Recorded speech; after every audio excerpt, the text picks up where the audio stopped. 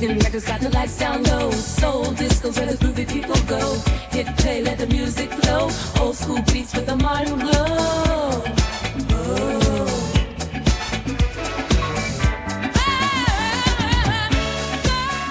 Hello everybody and a very warm welcome back to the latest episode of Hidden Jewels of Soul and Disco.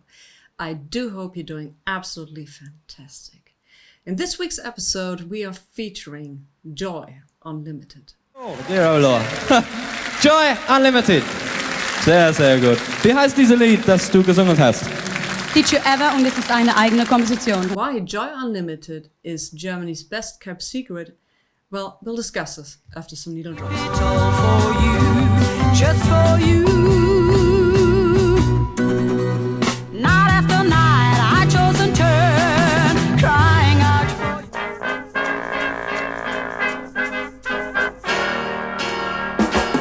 Well, I know he's not old. Oh, darling, if you leave me. Joy and the Hit Kids were founded in 1966 in Mannheim, Germany. And they very soon became a very popular act all over Germany, singing pop songs, cover songs, and beat music.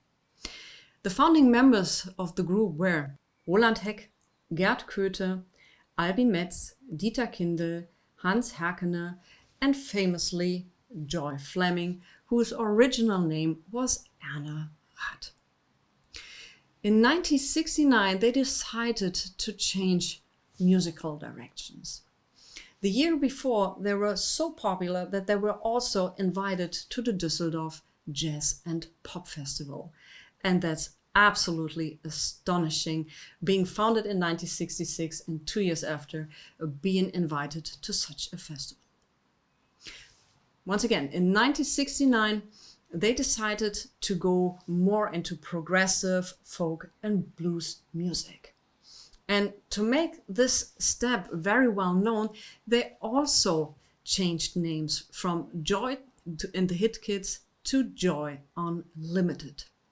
To make the step a little more easy for the fans to get to know to this new name, also single releases were released under both names. In 1970, they finally released their debut album, and it was called Joy Unlimited, and the title was Overground. And here it is in all of its 70s glory. This is the German pressing. In the United Kingdom, the album was released as Turbulence, and in the United States, it was simply called Joy Unlimited. In my humble opinion, there's not one weak track on this album. From the beginning to the end, it's an absolutely pleasure to listen to this album. It has a mixture of folks. It's not yet a 70s record, but it's also not yet a 60s record.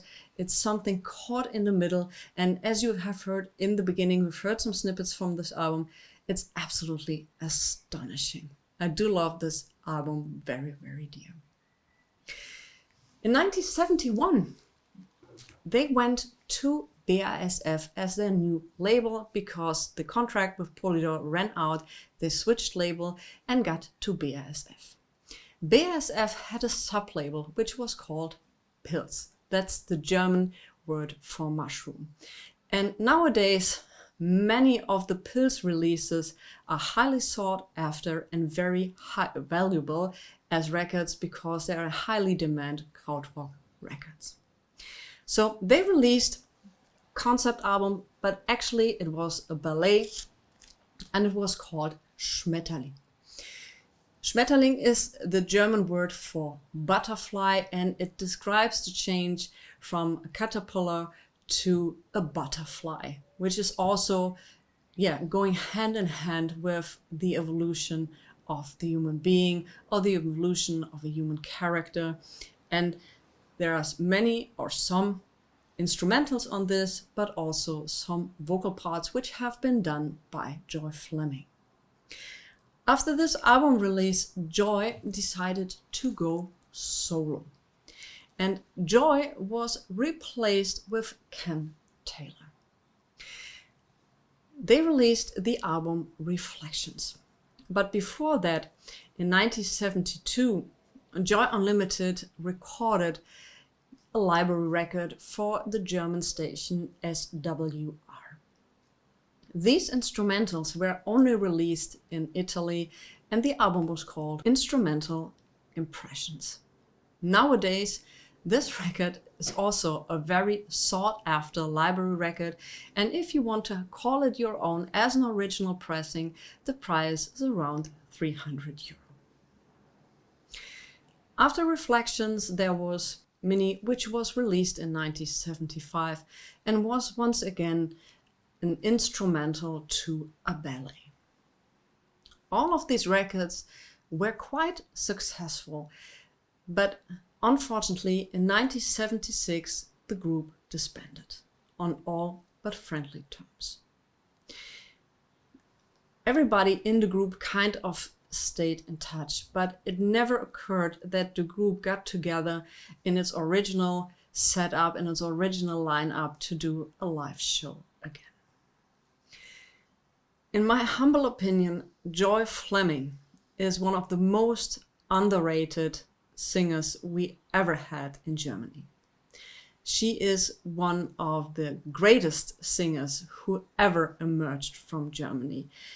But her solo career had a little highlight, or a big highlight if you want to call it that way.